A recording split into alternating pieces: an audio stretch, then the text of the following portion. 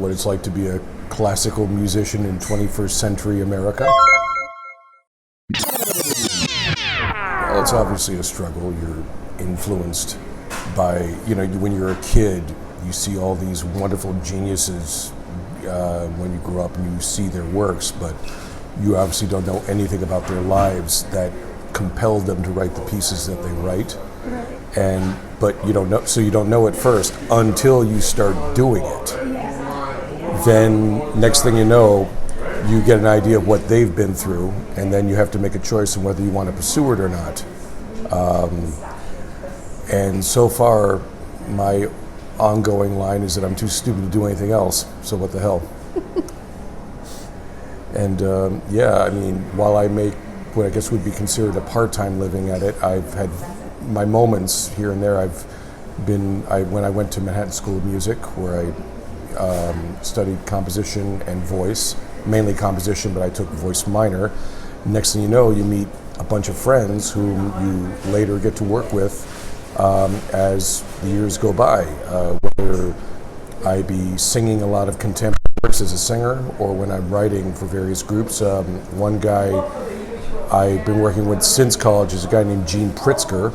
He is a wonderful composer and a really enthusiastic guy of promoting. He's the kind of guy, although he has a classical base, he likes including other genres, mashing it up in his own thing. And he likes working with a lot of guys that do that too. And even though I'm a classical-based guy, I'm influenced by those that are not so classical, and I try to filter into my own music, and I work with a lot of guys that do that too.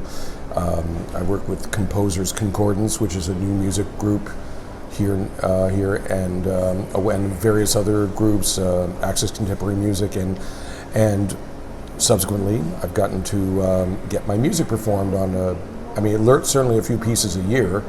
A lot of guys write music and then cross their fingers that it will be performed. For the most part, and I have a few pieces like that too. I've written a few works where I'm hoping it will be done sometime, but most of my, chamber music, whether it be a string quartet, piano, or voice and piano, most of those have pretty much been performed at some point, and usually it's Composers Concordance that does that. I've also gotten to know a wonderful conductor named Kristjan Järvi. He is born in Estonia, but grew up a lot of his life in New York. He is now a world-class conductor all over the place, and he, among other things, he conducted the London Symphony Orchestra, and he was able to get me on the program. Wow. So it was me, Philip Glass, and Steve Reich, all on the program, and so that was a cool event. His brother... How did that make you feel? Like $1 million, I admit it. Now, granted, when I got there, no one knew who the hell I was, but they know who Steve Reich and Philip Glass are. Right. I'm sure you've heard of those two guys. These are two world-renowned American composers. Philip Glass is probably the most famous living American composer, and arguably, there are a handful of others that are good as him, and if not better. And anyway, but it was him that sold the tickets, but I got to tag along on the same program in that concert, so that happened. That is awesome. And anyway, Kristjan, the conductor, his brother is a guy named Paavo Järvi, who is another world-renowned conductor. He ran the Cincinnati Symphony Orchestra, and I wrote 4 pieces for them. And so I did a residency with them for 5 weeks. And they've got their two pieces that two of the pieces that they did of mine have been recorded on a commercial recording. They came out about 10 years ago with a few other living composers like me. And I've been fortunate to have these moments here and there. How do you get inspired? Usually it's a subject matter that I want to tackle. For example, recently I broke up with someone, or she broke up with me. And a few days after the breakup, I needed to get a piece out of my system that was inspired from that. So I wrote this work called "Searching for Solace." It's a 5-minute work for solo piano. Ironic because we were together for 5 years, so 5-minute piece, 5-year relationship. and I was able to make an audio representation of it and made a YouTube video of it and put it on my channel. And it was just a... So if people want to listen to it on YouTube, what should they search for? Charles Coleman is the name of my channel. I mean, there are a bunch of Charles Colemans on there too, but I think if you add composer, that might narrow it down. You'll find me there. Okay. And I need to get that piece out of my system. I'm sure it's possible I'll get a performance out of that maybe within a year, because I'm very fortunate to know a lot of musicians here in New York, a lot of great pianists that perform regularly. Of course, I pass it off. And when you write pieces for smaller groups like 1 or 2 people or 4 people, that you can get those, good chance they'll be performed at some point. Right. But when you write for orchestra, it's usually the best scenario is when you get commissioned to write for an orchestra, knowing that A, you get paid for it, and B, you'll actually get a performance. I have written 1 or 2 orchestral pieces that I have not been commissioned for, and they're still on the shelf. They've yet to be performed. But I had to write those to get those out of my system. When a certain president that grew up in Queens got elected, not my favorite person, I had to write a piece about him. I wrote a piece for string orchestra called After the Din. 10-minute piece for string orchestra, and I'm fantasizing, obviously we've been going through a lot of crap for the last few years, and you wonder, I was fantasizing one day, what if you could write a piece, I think we're all metaphorically underground waiting for the din to end, din being like a loud, annoying noise, and I think politics, especially today, is a lot like that. So I wrote this piece After the Din as a fantasy as to what could happen when all of that ended and we can finally take our heads out of the ground and everything is all right. I wrote a piece fantasizing about that for string orchestra called After the Din. It has yet to be performed, and I don't know, hopefully that'll be done, but it's a string orchestra, which requires like 20, 30 people to play.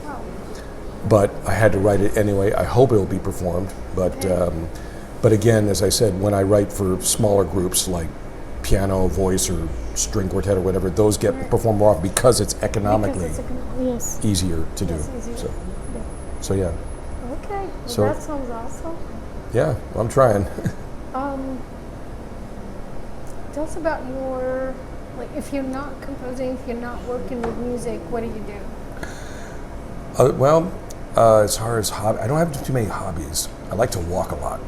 I think your music is your hobby, and that's it. And It's not really a hobby. I'm not a big fan of the writing process. I love who's the writer. That's interesting. That's what you do. When you get it done. The great line is by Dorothy Parker. She said, "I hate writing, but I love having written."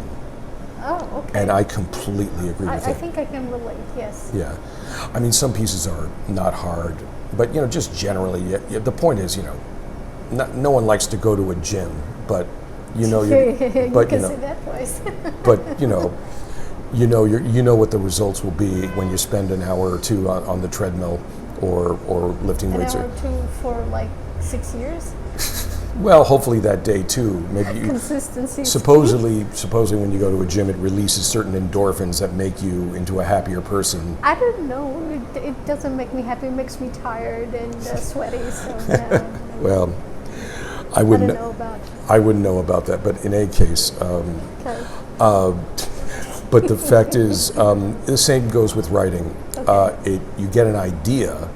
I have a lot of ideas in my head. But then you got to write it down, knowing that you may change it, and that's hard to accept. And you write. I hate changing stuff.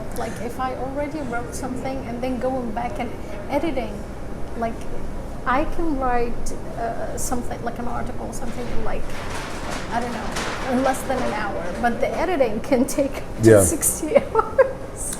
Kind of like that. Odds are you write. I spend I don't like this. I have to rewrite it. With me, sometimes I can spend, let's say I spend an hour on a piece, and then I stop, maybe get a coffee or a lunch or whatever, come back to it, and I look at it again, and I realize I have to change something there. Sometimes my problem is that it's usually too short, and I need to make certain sections a little longer so that they can have a little more build to them, more of a form to it that makes the listener more intrigued. You know, one of the problems I think in writing, in any kind of creative writing, is having a mood and sustaining that. Not if it's too short, it's over. It's not worth listening to again.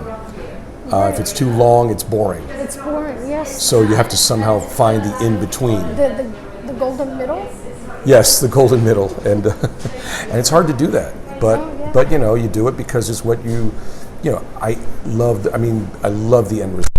And again, I'm very fortunate to know a lot of great musicians here in New York and elsewhere. If I'm fortunate to actually do what I do, it's because I know a lot of cool people that are into what I give them in the pieces I write. So here we are. I think it's one of the most important things is to surround yourself with the right circle, the people. And New York with its love-hate issues is arguably the best place at least in America. I mean, there are probably a lot of pockets in Europe, but New York City is arguably in its own country amidst the rest of the country, especially in terms of the arts. I mean, you know, LA, Chicago are also a lot of big cities in general. I find that majority of people are genuinely good people, but that's probably because I'm a New Yorker and I haven't visited a lot of the rest of the country. I visited a few other parts of the country, and obviously it's funny how all that got exposed when COVID-19 came out in 2020, and a lot of diversity happened, we had a little bit of it here, but you go to the West and the Deep South when it was really, the hatred just blossomed. It was just a bizarre thing to see. And we had our own issues here. I think there were a lot of marches, but it wasn't nearly as bad as like what happened in the West Coast whenever the police forces had to be called up. I know I'm going all over the place, but I guess my point being is that I find New York to be its own country more so than the rest of the country. Well, Californians say the same things about California. Yeah, too, probably. So yeah. I guess it's. Okay, I've been to California a few times, and yeah, there's definitely a cool community out there. Same thing. I can say the same thing about Texas as well. Parts of Texas. I think Fort Worth Opera is an amazing company, especially because I think every season they do a new opera. Every season. I mean, they do their standard rep by famous dead guys that lived over hundreds of years ago, but they also do a lot of new opera. Okay. And to me, that's, as a composer, I very much appreciate that. You know, people worry that a lot of people don't know that great operas are being written today. I just saw recently my friend's opera, The Hours. You know, remember The Hours, the movie with Nicole Kidman and yeah, it was also a great book. A friend of mine named Kevin Putz made it into an opera, which the Metropolitan Opera just is doing right now, I think still, but they've been doing it for the last 2 weeks, and so. That's very interesting. And Kevin and I are friends. He and I are both on a recording with the Cincinnati Symphony and my friend Kristjan Järvi I mentioned, commercial recording that came out about 10 years ago. So yeah. Awesome. So new music in opera and the classical world good stuff is still being written today, I feel. That's great. I mean, I'm partial because I do it. Yes. So, but that's okay too. Yeah.